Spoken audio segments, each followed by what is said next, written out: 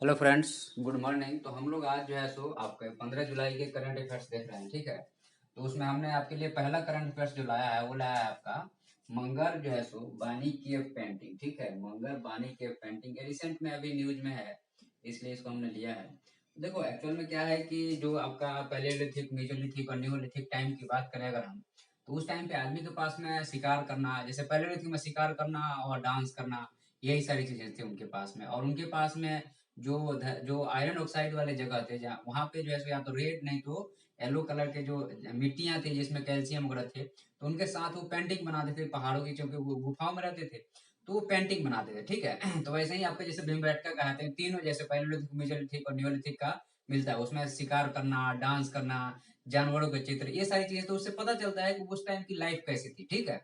तो वैसे ही आपका जो है सो अच्छा, ये अरावली रीजन जो है सो आपके यहाँ गुजरात से चालू होकर के, और ये जो है सो लगभग 800 किलोमीटर लंबा रेंज है ये माउंटेन का, और ये वर्ल्डेस्ट फोल्ड माउंटेन कहा जाता है इसको। तो यहाँ ये हरियाणा तक, दिल्ली तक जाता है, मजलू के टीला तक, ठीक है। नीचे जो है यहाँ से चालू होता है गुजरात से। और यहीं पे एक माउंट आबू है, और गुरु शिखर चोटी पे माउंट आबू जैसो दिलवारा टेम्पल है इनका, जैन लोगों का एक प्रसिद्ध है वहाँ का टेम्पल, ठीक है। तो ये अरावली माउंटेन होगा। तो यहीं पे हरियाणा में जो मिला है ना आपका, ये मंगर बानी केव पेंटिंग मिला है, ठीक है। कहाँ मिला है? हरियाणा। पहला चीज तो यही याद रखना है कि हरियाणा स्टेट में मिला है, ठीक है। और अभी तक में पहला, चूंकि इसके पहले आजू बाजू मिल गए हैं, सेंट्रल इंडिया में बहुत सारी पेंटिंग मिली है, लेकिन अरावली एरिया में ये पहला पेंटिंग है। ये क्लियर हो गया। उसके बाद में आपको क्या रखना है याद, कि यह जो है सो इसमें जो पिक्चर मिले हैं वो ह्यूमन के, आदमियों को पिक्चर मिले हैं, ज्योमेट्रिक स्ट्रक्चर मिला है, पौध पत्ते मिले हैं, मतलब पत्ते का पिक्चर बनाया हुआ मिला है, और एनिमल का पिक्चर मिला हुआ है, ठीक है। उसके बाद में कलर, अब हमने बता दिया कलर। देखो कलर या तो अर्थेड होगा, जैसे रेड होगा, नहीं तो येलो होगा। और उसके अलावा भी अगर व्हाइट कलर होगा, जैसे चूना पत्थर अपन यूज करते हैं, तो वैसे ही होगा। और वो चूंकि आयरन ऑक्साइड का बना है, तो बहुत दिन तक जो है सो वैसे ही रह गया। और लगभग इसका एज बता रहे हैं लोग, लगभग जो है सो आपका 20,000 से लेकर के 40,000 साल पुराना है, ठीक है। 20,000 साल से लेकर के 40,000 साल पुराना है। और इसको अपने स्वानियन कल्चर बोलते हैं, ठीक है। स्वानियन कल्चर का मतलब ये होगा कि आपका ये वाला एरिया जो है ना, ये होगा आपका ग्रेटर हो गया, ये मिडिल हो गया, और नीचे वाला ये शिवालिक हो गया, ठीक है। तो शिवालिक में जो है सो लोग रहने लगे थे, जैसे इधर से अफ्रीका से माइग्रेट करके जब लोग आए थे, तो यहाँ पे जो है सो रहने लगे थे। तो इसी का जो है सो जो शिवालिक एरिया में जो कल्चर है ना, उसी को स्वानियन कल्चर बोलते हैं, और उसी का लोग आर्कोलॉजिस्ट बोल रहे हैं, उसी के एक्सटेंशन है ये, स्वानियन कल्चर का। तो कभी आ जाए कि स्वानियन कल्चर क्या है, तो शिवालिक एरिया में जो कल्चर पाया जाता था आपको, जो है सो आपका पालियोलिथिक टाइम में या मेजोलिथिक टाइम में उसको या नियोलिथिक टाइम में उसको अपन सोनियन कल्चर बोलते हैं, ठीक है। अब यहाँ पे है कि अरवली माउंटेन, आपको पता है कि जो है सो ये कहाँ मिला है? मंगेर बानी, आपको जगह का नाम है, हरियाणा में है। और जो है सो फर्स्ट रॉक पेंटिंग है अरावली रीजन में, जिसको हम बता चुके हैं आपको, ठीक है। तो इसमें इतना ही न्यूज है। नेक्स्ट आप लोगों के लिए मैं लाया हूँ आपका वाइपर मिशन, ठीक है। तो वाइपर मिशन जो है आपका, यह जो है सो एक्चुअल में ये आपका जो है सो अर्थ हो गया, ठीक है। और इसका एक सैटेलाइट यहाँ पे है, मून है, ठीक है। ये अर्थ हो गया और ये मून हो गया। तो यहाँ से जो है सो आ, अगर यहाँ पे कोई चीज जाएगा, ठीक है, यहाँ एक्सप्लोर करने के लिए, ये हो गया नॉर्थ पोल और ये हो गया साउथ पोल। मैं एक विजुअल बता रहा हूँ, मैं ये नॉर्थ और ये साउथ हो गया, ठीक है। तो नासा यहाँ से अपना एक वाइपर मिशन भेजेगा अभी मून पे, ठीक है। तो यह जो है सो आपके साउथ पोल को जो है so, suppose it is south pole है, साउथ पोल को एक्सप्लोर करेगा, ठीक है। और जो है सो इसको समझेगा, और यहाँ से यहाँ जो रिसोर्सेस है उसकी मैपिंग करेगा, ठीक है। मैपिंग करने के बाद एक मैप बनाएगा। दूसरा चीज ये है कि जब यहाँ जाएगा, लैंड हो जाएगा, तो इसके साथ एक रोवर है, मतलब कि एक रोबोट है, जो नीचे से नासा इसको ऑपरेट करेगा, और मूव करा के नेक्स्ट लैंडिंग साइट जो है सो, नेक्स्ट अगर कभी मिशन होता है नासा का, तो उसके लिए एक बढ़िया ग्राउंड तैयार हो जाए कि हाँ यहाँ पे लैंड कर सकते हैं, ये बढ़िया जगह है। ये इसका वो है फीचर्स है, कि ये भी करेगा कि लैंडिंग साइट, रिसोर्स मैपिंग, और जो है सो ये जो है सो साउथ पोल पे जा रहा है, ठीक है। तो अभी तक जो है सो सेलेस्टियल बॉडी का मैपिंग नहीं हुआ है, ये पहली बार हो रहा है कि नासा जो है सो यहाँ पे मैपिंग करेगा। तो वाइपर का जो अर्थ होता है volatile investigation polar explore rover जो है सो 2023, ये मिशन जो है सो 2023 का है, ठीक है। और ये क्या करेगा कि साउथ पोल का जो है सो मतलब इन्वेस्टिगेट करेगा कि वहाँ क्या क्या चीजें हैं, ठीक है। तो अब यहाँ पे क्या है कि ये जो किसका है मिशन, सबसे पहले अपने लिए काम की चीज क्या है उस पर अपन ध्यान देगा। तो सबसे पहले वाइपर मिशन किसका है, तो नासा का है। ये क्लियर हो गया। यहाँ पे जनरली क्वेश्चन यही आता है कि वाइपर मिशन यूपीएससी से लेकर के आपको जो है सो पीएससी और एसएससी जो भी गवर्नमेंट एग्जाम है, तो वाइपर मिशन किसका है? तो नासा का। क्लियर। इसके बाद में जो है सो वाइपर का मतलब क्या, एक मोबाइल रोबोट है, इसका नाम वाइपर है। ये जो है volatile investigation polar exploration rover जो है ना, इसी का नाम वाइपर है। रोबोट जो है, रोवर जो है उसका नाम वाइपर है। इसकी इस चीज को याद रखना है, ठीक है। तो अब ये क्या करेगा, पहला रिसोर्स मैपिंग बता चुका आपको, एक्सप्लोर मून साउथ पोल को, create a lunar resource map चालू क्रिएट करेगा, हेल्प करेगा फ्यूचर लैंडिंग साइट आर्टेमिस के लिए। तो आर्टेमिस जो है सो 1972 के बाद में यूएस ने चांद पे फिर कभी प्रयास नहीं किया जाने का, ठीक है। अभी 2024 में सोच रहा है फिर से भेजने के लिए। तो इसके लिए उसने पहला जो है सो, अब आर्टेमिस में 3 फेज है। पहला फेज में ऑनक्रूड टेस्ट होगा 2021 में, दूसरे फेज में क्रूड टेस्ट होगा 2023 में, और फाइनल 2024 में जाके वहां पे लैंडिंग करने का है, ठीक है। तो मान लो कि आपका जो है सो ये यहाँ से कोई चीज जा रहा है, मान लो स्पेस से यहाँ पे, तो यहाँ दो चीज होता है। एक होता है लैंडर होता है जो यहाँ उतर गया, ये जाके चांद के सरफेस पे उतर गया, फिर यहाँ से खुलेगा ढक्कन और यहाँ से जो है सो रोवर उतरेगा जिसमें 4 पहिए लगे होंगे, और ये मूव करके आपको वहां का पिक्चर और सारा चीज बताएगा, ठीक है। तो ये होता है लैंडर और रोवर। रोवर जो है, लैंडर जो है लैंड करेगा, रोवर उसमें से निकलेगा, ठीक है। तो ये क्लियर हो गया आपका कि वाइपर मिशन क्या है। और आर्टेमिस भी याद रखना पड़ेगा कि आर्टेमिस भी नासा का है और वाइपर भी नासा का है, ठीक है। तो इसमें इतना ही है, इससे ज्यादा की जरूरत नहीं है।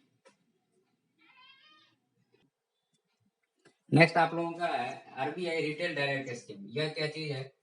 तो आपको देखो, जो गवर्नमेंट सिक्योरिटी होता था पहले, गवर्नमेंट सिक्योरिटी जो है सो जारी कौन करता है? तो आरबीआई जारी करता है। गवर्नमेंट सिक्योरिटी में किसके किसके गवर्नमेंट सिक्योरिटी होते हैं? या तो स्टेट का होता है, नहीं तो सेंट्रल का होता है। अब अलग अलग लिमिट है कि हमें कितना गवर्नमेंट सिक्योरिटी जारी करना है, लेकिन जब स्टेट या सेंटर को पैसे की जरूरत होती है तो वो बोलता है आरबीआई से कि भाई हमारा गवर्नमेंट सिक्योरिटी तुम जारी कर दो। तो उतना पैसा आरबीआई स्टेट को दे देता है और उतने रुपये का कागज छाप के जो है सो अपने पास रख लेता है, ठीक है। ये हो गया गवर्नमेंट सिक्योरिटी। यहाँ तक क्लियर हो गया कि एक समझ लो कि एक कागज का टुकड़ा है जिसपे लिखा है कि इसका वैल्यू जैसे 50 रुपए है, 500 रुपए, 10,000 रुपए, 1 लाख रुपया, ठीक है। तो यह सिर्फ कागज का टुकड़ा है, लेकिन इसके पीछे रेस्पॉन्सिबल कौन है? जो बोला है, या तो सेंटर बोला है तो उसके लिए उसका पैसा सेंटर को चुकाना पड़ेगा, साथ में उसका ब्याज भी देना पड़ेगा आरबीआई को। और स्टेट बोला है तो स्टेट को भी ऐसा ही सेम करना पड़ेगा। तो ये होता है सिक्योरिटी। अब क्या है कि अभी तक ये था कि आरबीआई जो गवर्नमेंट सिक्योरिटी यूज करती थी आरबीआई, और सिक्योरिटी में इसमें क्या रहता है कि एसीओर रहता है कि इसमें रिटर्न मिलेगा ही, फेलियर होने के चांसेस बहुत कम है, क्योंकि सेंट्रल स्टेट का है तो लोग बड़े चाव से खरीदते हैं। तो जब बहुत चाव से खरीदते हैं तो आरबीआई ये क्या करता था कि मार्केट से पैसा उठाना और मार्केट में पैसा छोड़ना, एक सिक्योरिटी खरीद करता है। जब कभी आप ओपन मार्केट ऑपरेशन पढ़ाएंगे तो बताएंगे आपको इकोनॉमिक्स के चैप्टर में। तो अब यहाँ पे क्या है कि अब आरबीआई ने जो है सो, अब मान लीजिए कि बल्क में आरबीआई सिक्योरिटी बेचता था, स्टेट बैंक ऑफ इंडिया को बेच दिया, कई बड़े बड़े इन्वेस्टर को बेच दिया, ठीक है। तो अब लेकिन वही सिक्योरिटी को जो है सो वो लोग क्या करते थे, म्यूचुअल फंड में इधर उधर लगा करके, और पब्लिक को उसमें इन्वेस्ट करता था, तो बिचौलिए बहुत हो गए थे। तो पब्लिक का डायरेक्ट इन्वेस्टमेंट नहीं था। दूसरा चीज ये था कि एक तरह से कहा जाए तो मार्केटिंग भी इससे हैम्पर हो रहा था। तो आरबीआई ने अब ये स्कीम बना दिया है कि भैया तुम्हें हम मान लीजिए ओपन करना चाहते हैं अकाउंट, तो हम एक ओपन अकाउंट कर लेंगे और आरबीआई से डायरेक्ट डील करके हम सिक्योरिटी खरीदेंगे। जैसे आपका डीमेट शेयर वाला अकाउंट होता है कि सीधे आपका शेयर उस अकाउंट में आएगा, कितना बचा, कितना खरीदा, कितना बैलेंस है, वो सब दिखाएगा। वैसे ही आरबीआई व्यवस्था कर रहा है कि अब इंडिविजुअल इन्वेस्ट करे और इंडिविजुअल को फायदा हो, और एक तरह से सोशल सिक्योरिटी का मतलब कि और ज्यादा ब्रॉड मतलब हो, और जो है सो ट्रांसपेरेंसी है, अकाउंटेबिलिटी है, जो बीच में बिचौलिए थे उनकी संख्या कम हो जाए। ओवरऑल स्कीम यही है, ठीक है। तो invest individual in the government security में, क्लियर हो गया कि गवर्नमेंट सिक्योरिटी में इन्वेस्टर इंडिविजुअल को इन्वेस्ट करने का मौका मिलेगा। इंडिविजुअल जो है सो आरबीआई में अपना एक अकाउंट ओपन करेगा, इसको retail direct gilt edge account कहा जाएगा, आरडीजी अकाउंट, ठीक है। रिटेल डायरेक्ट, अब रिटेल का मतलब क्या हुआ कि लोकल स्मॉल वाले जो छोटी छोटी दुकान को रिटेल सेक्टर बोलते हैं, जो बेच रहे हैं, होलसेल वाले जो बल्क में खरीद रहे हैं, बेच रहे हैं।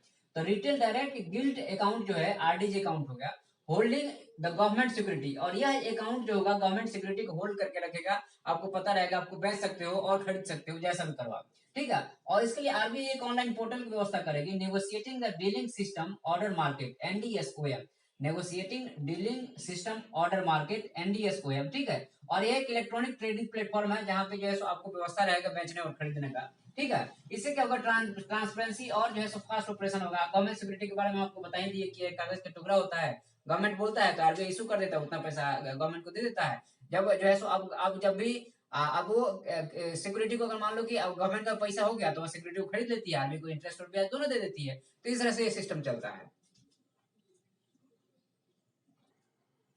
नेक्स्ट आपका हमने लेके आया आपके लिए करंट अफेयर्स जो है सो आपका जो है सो रिन्यूएबल एनर्जी लिमिटेड REL, ठीक है, ये एनटीपीसी की सब्सिडरी है, 100% जो है सो एनटीपीसी की एक बॉडी है, समझ लो आप।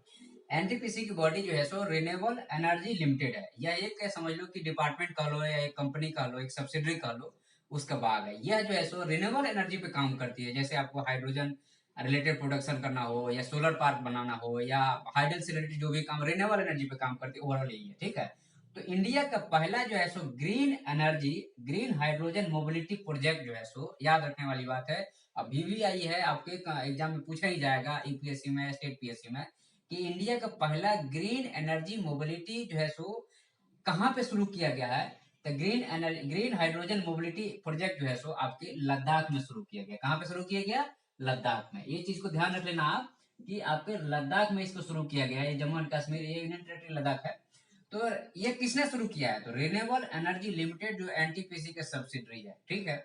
ये क्या करेंगे अब कि यहाँ पे चूंकि लद्दाख जो है सो इकोलॉजिकल सेंसिटिव है, डाइवर्स जोन है, तो वहां पे ज्यादा कार्बन फुटप्रिंट बढ़ा करके, और चूंकि कार्बन, जब जो कार्बन डस्ट निकलता है ना, वह जाकर के चूंकि लद्दाख चारों तरफ से जो है बर्फों से घिरा हुआ एरिया है, अगर वह डस्ट निकल करके और जाकर के आइस पे पड़ेगा, तो आइस को और वो एनर्जी कैप्चर करेगा, हीट बढ़ाएगा, और तेजी से जो है वहां के आइस गलेंगे, मेल्ट होंगे, और जो है सो वहां से जो है सो स्थिति और खराब हो जाएगी वाटर की। तो सरकार नहीं चाहती है कि हिमालयन स्टेट में जो है सो ज्यादा से ज्यादा कार्बन फुटप्रिंट इंक्रीज हो। तो इसके लिए उन्होंने क्या किया है कि अभी जो है सो उन्होंने फर्स्ट हाइड्रोजन जो है first green hydrogen mobility project जो है लद्दाख में शुरू किया गया। यहाँ पे क्या किया जाएगा कि हाइड्रोजन को ब्रेक किया जाएगा, हाइड्रो H2O को ब्रेक किया जाएगा हाइड्रोजन और ऑक्सीजन में, और इससे क्या होगा कि कार्बन एमिशन जीरो हो जाएगा, कार्बन एमिशन जीरो हो जाएगा, ठीक है। और यहाँ आराम से जो बसें हैं इस हाइड्रोजन से चलेंगी, बस जो है क्या चलेगी? इस हाइड्रोजन से चलेगी। और ये जो है सो आपका जो है सो REL जो है सो वही चीज हम बता दी, MOU साइन किया है लद्दाख के साथ में कि हम जो है so first green hydrogen mobility project आपके यहाँ एस्टेब्लिश करेंगे। कैसे? तो हाइड्रोजन से। हाइड्रोजन कहाँ से आएगा? तो वाटर से ब्रेक करके आएगा। क्लियर हो गया। REL का प्लान है कि हम जो 4750 मेगावाट के एक सोलर पावर प्लांट बनाएंगे। कहाँ पे? रन ऑफ कच्छ में। कहाँ बनाएंगे? रन ऑफ कच्छ में। तो रन ऑफ कच्छ कहाँ पे है? तो देखो ये जो है सो आपका, ये जो है सो कच्छ का रन है, ठीक है। इधर पाकिस्तान है, इधर इंडिया है, ठीक है। तो एक कच्छ के रन में जो है सो अभी जो है सो REL का प्लान है कि रिन्यूएबल एनर्जी लिमिटेड जो एनटीपीसी का सब्सिडरी है, कि हम यहाँ पे एक जो है सो आपका सोलर एनर्जी पार्क बनाएंगे, ठीक है। तो इसमें इतना ही है।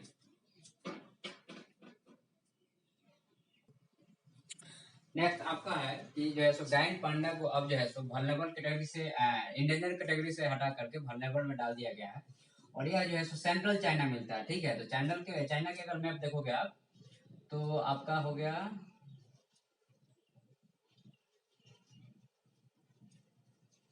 ठीक है। तो ये हो गया आपका इंडिया हो गया, ठीक है। तो ये वाला इलाका जो है ना, ये वाला जो है पूरा इलाका है, ये जो है सो ये चाइना है। तो ये सेंट्रल चाइना में मिलता है, और इधर मंगोलिया है, ये रसिया है, ठीक है। और इधर जो है सो इनके सारे जो छोटे छोटे देश हैं इधर वाले हैं, तो ये सेंट्रल चाइना में मिलता है, ठीक है। तो पांडा बियर जो है, इसको पांडा बियर भी बोलते हैं, चाइना में लोग इसको पांडा बियर बोलते हैं।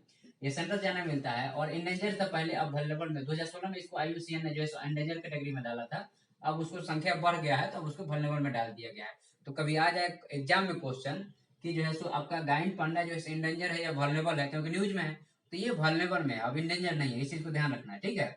दूसरा चीज है कि एलिफेंट डे जो है सो ट्रेन से जो आपके असम में, या जो है सो असम के अलावा जहां भी एलिफेंट पाए जाते, साउथ स्टेट में आपका जो है छत्तीसगढ़ में, जनरली क्या होता है कि जो फॉरेस्ट एरिया से ट्रेनें गुजरती हैं, तो हाथी जो है बहुत भारी शरीर रहता है उनका, जल्दी से क्रॉस नहीं कर पाती हैं, ट्रेनें तेज है, तो अटैक होने से मर जाती है। लगभग 100-150 जो है सो 2-3 साल में एलिफेंट मर जाती है। और अभी हमको लगता है सबसे ज्यादा वल्नरेबल और सबसे ज्यादा न्यूज एलिफेंट पे ही आ रहा है, क्योंकि सबसे ज्यादा लॉस उन्हीं का हो रहा है, ठीक है। तो अभी जो है सो एक परमानेंट कोऑर्डिनेशन कमेटी गठित की गई है कि इनको जो है सो मिनिस्ट्री ऑफ रेलवे का है, तो आपका जो है सो मिनिस्ट्री ऑफ रेलवे का है, और साथ में जो है सो ministry of environment, forest, climate change का है, ठीक है। ये दो ने मिल करके एक कोऑर्डिनेशन कमेटी बैठाया है, ताकि जो है सो जो लफड़ा हो रहा है उसको कम किया जा सके, इनके डेथ को। उसके बाद में जो सो जहाँ पे एलिफेंट का एरिया आ रहा है, तो पहले ही से एक बोर्ड बना के बता दिया जाए ड्राइवर को कि आप सामने से जब लोको पहले देखे, अच्छा ये एलिफेंट के लिए, थोड़ा ट्रेन धीमा करके चला लो उतना देर के लिए, ठीक है। उसके बाद में जो है सो पैसेज, एक बढ़िया रेलवे लाइन के अंडरग्राउंड पैसेज बनाया जाए। मैंने एक डॉक्यूमेंट्री देख रहा था, अफ्रीका का था, वहां पे रेलवे लाइन या बड़े बड़े हाईवे जो बन रहे हैं उसके नीचे क्या किया गया है कि एक बढ़िया पैसेज बना दिया गया है। तो हाथियां जो है सो अब रोड क्रॉस करती नहीं है, सीधे पैसेज से चली जाती है और पैसेज से आ जाती है। तो एक बढ़िया एक इसको एलिफेंट कॉरिडोर के नाम से अपन जानते हैं जनरली, ठीक है। और जो है सरकार ने इनको बचाने के लिए प्रोजेक्ट एलिफेंट चलाया है, ठीक है। तो ये कुछ न्यूज था, ये मेंस में सबसे अच्छा मेंस में हो सकता है। श्रीमंत शंकर देव के बारे में रिसेंटली जो है सो असम में एक बड़ा ही इशू हो रहा है गाय को लेकर के, कि गाय को वहां से ट्रांसपोर्ट नहीं किया जाएगा और वहां से ट्रांजिट नहीं किया जाएगा। मतलब कि जो बाकी आपके जो है सो नागालैंड हो गया, मणिपुर हो गया, मिजोरम हो गया, त्रिपुरा हो गया, अरुणाचल प्रदेश में जो क्रिश्चियन है जो गाय खाते हैं, तो अब ये असम सरकार बोलती है कि हम वहां से गाय को नहीं ले जाने देंगे, हमारे स्टेट से गाय नहीं जाएगी। एक बिल लेके अभी आ रहे हैं वो लोग। तो इसका बाकी स्टेट विरोध कर रहे हैं, बोल रहे कि हम सेंटर के पास जाएंगे, अपनी जो भी फरियाद लेके बताएंगे। ऐसे ऐसा चल रहा है। दूसरा चीज ये है, अब क्या इशू हो रहा है कि उन्होंने एक ऑर्डिनेंस पास किया है या ऐसा ऑर्डर निकाला है कि जहाँ पे हिंदू टेम्पल है उससे 5 किलोमीटर के एरिया में ना कोई गाय काटेगा ना गाय का मांस खाएगा, ठीक है। असम की बात बता रहा हूँ। तो वहीं से निकल के आया श्रीमंत शंकर देव, जो वहाँ के एक सेंट थे, जो वैष्णवती ट्रेडिशन के थे, विष्णु को मानने वाले थे। और जो है इन्होंने जो असम के रहने वाले थे, ये सत्रिय डांस जो है इन्होंने वो किया था, जो एक क्लासिकल डांस है। और अंकिया नाट इनके द्वारा खोजा गया था, मतलब बताया गया था अंकिया नाट में जो है सत्रिय डांस, अंकिया नाट और कीर्तन घोषा। ये इंपॉर्टेंट है क्योंकि एग्जाम में पूछ सकता है कीर्तन घोषा किसके द्वारा रचित कविता है। तो आपको याद रखना श्रीमंत देव शंकर देव के द्वारा। उसके बाद में जो है बलि चलाना हो गया और हरिश्चंद्र उपाख्यान हो गया, ये 3 इनके द्वारा पोएटिक है। उसके बाद में अंकिया नाट हो गया और सत्रिय डांस हो गया, ये वैष्णवी ट्रेडिशन है। तो ये बेसिक इन्फॉर्मेशन है जो प्रीलिम्स में आपके 100% मदद करेगा, ठीक है। तो ये एक्चुअल में क्या है कि आजकल जो न्यूज डिस्कशन हो रहा है, आप देखिएगा कि द हिंदू का आर्टिकल उठाते हैं लोग, पढ़ के बता देते हैं। अरे भाई, जब तक आप नोट्स बनाएंगे नहीं, जब तक एक बढ़िया फॉर्मेट बने। अब इसको क्या है, आपको एक बार नोट्स में जनरली लोग पीडीएफ के लिए रिक्वेस्ट कर रहे हैं, पीडीएफ की जरूरत नहीं है। आप क्या कीजिए, सिर्फ जो है इसका एक स्क्रीनशॉट लीजिए, अपने मोबाइल में रखिए, 2 सेकंड में जैसे एक बार में देखिएगा। चाहिए ये है, एक बार सुन लीजिए और रख लीजिए, बस खत्म हो गया। ज्यादा प्रिंटिंग कर लीजिए, मल्टीपल प्रिंट निकल जाता है। तो इसको स्क्रीनशॉट लेना है ताकि आपको रिवाइज आसान हो जाए, इससे ज्यादा की जरूरत नहीं है। नेक्स्ट आपका है कि गुलैन बारे सिंड्रोम, ठीक है, जीबीएस। यह एक एक्चुअल में होता क्या है कि 50 के बाद में जो शरीर का नर्व सिस्टम है, ठीक है, तो उसमें जो है कम सेंसेशन होता है। ऐसा पता चलता है कि जो अपनी एंटीबॉडी है वो नर्व सिस्टम पे अटैक करने लगती है, उनको खाने लगती है। एक पिन जैसा चुभन होता है और इसका कोई कॉज अभी तक पता नहीं है। एक्चुअल में जॉनसन अभी न्यूज में इसलिए है क्योंकि जॉनसन एंड जॉनसन की जो वैक्सीन है उसको लगाने के बाद में ऐसा फीलिंग हो रहा है लोगों को, ठीक है। तो ये एक ड्रॉबैक है जॉनसन एंड जॉनसन के वैक्सीन का, ठीक है। यह जो है ड्रॉबैक है जॉनसन एंड जॉनसन के वैक्सीन का। दूसरा चीज है कि ये इम्यून सिस्टम अटैक कर देता है नर्व सेल पे, और उसके कारण जो है आपका पेरिफेरल नर्व सिस्टम में इफेक्ट होना। जो मान लो कि आपका नर्व सिस्टम है, तो इसके ये जो है ये पेरिफेरी है इसका, तो यहाँ पे अटैक होगा तो जो है एक अजीब सी चुभन सी महसूस होगी, सेंसेशन नहीं होगा, ठीक है। और प्लाज्मा सेंसेशन लॉस हो जाता है, जो हम बता चुके, ठीक है। उसके बाद में जो है आपका क्रिप्टोजेनिक गार्डन क्या है। अभी एक्चुअल में क्या है कि आप अगर मैप में देखें तो ये जो है आपका, तो ये जो है नेपाल के बाजू में उत्तराखंड है, यहाँ पे देहरादून डिस्ट्रिक्ट है। यहाँ पे जो है एक क्रिप्टोजेनिक गार्डन का डेवलप किया जा रहा है। देखो एक्चुअल में क्या है कि लकड़ी का जो गांठ होता है ना, लकड़ी के गांठ में जो है पोर्स होता है और मॉइस्ट एनवायरमेंट है, तो बहुत सारे जीव उसमें पनपते हैं, ठीक है। उसी को क्रिप्टोजेनिक गार्डन बोलते हैं, ठीक है। तो इसमें जैसे आपका जो है लगभग 50 स्पीसी लीचन के हैं, फर्न्स के हैं, फंगी के हैं। तो इसमें सीड प्रोडक्शन तो नहीं हो रहा है, कुछ नहीं हो रहा है, लेकिन उसमें जो बाई प्रोडक्ट है ना वो यूजफुल है, ठीक है। तो ये क्रिप्टोजेनिक गार्डन हिडन रिप्रोडक्शन बोलते हैं इसको, फ्लावरलेस सीडलेस प्लांट भी बोलते हैं, ठीक है। और यह जो है मॉइस्ट, जहाँ पे मॉइस्चर ज्यादा रहता है वैसे इन्वायरमेंट में ये पनपते हैं, क्योंकि जाहिर सी बात है कि जो लीचन है, फर्न्स है और फंगी है, ये मॉइस्ट इन्वायरमेंट में ही जन्म लेते हैं और आगे बढ़ते हैं, ठीक है। तो ये ऐसा पहला क्रिप्टोजेनिक गार्डन जो है उत्तराखंड में डेवलप किया जा रहा है, ठीक है। अच्छा, इससे क्या बाई प्रोडक्ट में जो चीजें निकलती है वो बहुत ज्यादा यूजफुल रहती है, ठीक है, इसलिए इसका नाम है। तो इसको याद रखना है कि अच्छा, ये टर्म जो है थोड़ा सा बड़ा ही इंटरेस्टिंग है, क्रिप्टोजेनिक गार्डन। तो समझ में नहीं आया कि किससे रिलेटेड है, इसलिए इसको एग्जाम में पूछने की संभावना 99% है। तो इसको हमेशा याद रखना है कि जैसे वाइपर मिशन है, तो उससे आपने जो स्नैक वनैक से भी चला जाएगा, वाइपर स्नैक होता है ऐसा वैसा, लेकिन वैसे वैसे नाम जो है बड़े यूनिक रहते हैं, तो इस चीज को हमें याद रखना चाहिए, ठीक है। उसके बाद में जो है भीम यूपीआई में जो है एक national payment corporation of India का एक ऐप है, जिसे अपन इजी वे में पेमेंट करते रहते हैं, स्कैन करके पेमेंट कर देते हैं। मल्टी कोड जो है चाहे अमेजन का हो गया चाहे फ्लिपकार्ट का ऊपर स्कैन किए पेड कर दिए, तो एनपीसीआई ने डेवलप किया था लगभग 2016 के आसपास में, और इसे डिजिटल इंडिया प्रमोशन हुआ काफी ज्यादा। अभी इसको जो है भूटान ने एक्सेप्ट किया है और भूटान इसको यूज कर रहा है, तो इसलिए न्यूज में था। तो भीम यूपीआई की यूज पहला किसने शुरू किया है, अभी किस देश में शुरू हुआ है, कंज्यूमर ने कहा, कंज्यूमर ने शुरू किया है, तो याद रखना आपको भूटान कंज्यूमर ने। और डिजिटल मार्केटिंग के लिए अच्छा है, रियल टाइम डिजिटल पेमेंट होता है, सॉरी। और ऑपरेशन एमपी, इसके ऑपरेट कौन करता है, national payment corporation of India. तो ये आज के इतना ही न्यूज है, ठीक है।